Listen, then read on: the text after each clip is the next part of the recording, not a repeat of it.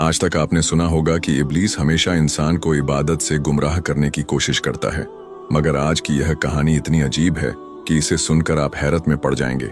एक शख्स अंधेरी रात में नमाज अदा करने के लिए अपने घर से निकला। रास्ता बहुत अंधेरा था और चलते हुए उसे ठोकर लग गई। वह मुंह के बल गिर पड़ा और कीचड़ से लथपथ हो गया।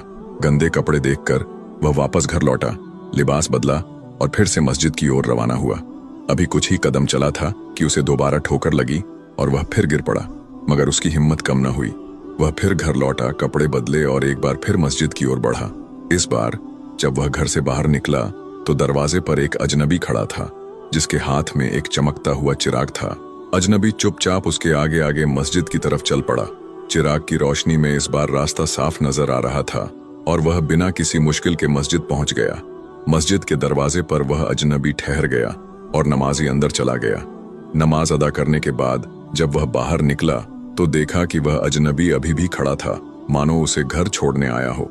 नमाजी को अजनबी पर शक हुआ और उसने उससे पूछा, आप कौन हैं? अजनबी ने जवाब दिया, मैं इब्लीस हूं।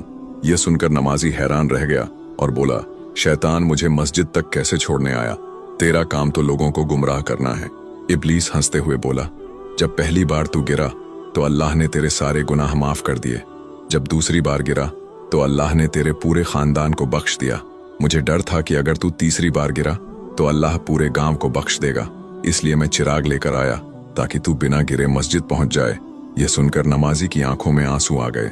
उसने सजदे में गिरकर अल्लाह का शुक्र अदा किया कि उसकी मेहनत और नियत को अल्लाह ने कबूल कर लिया।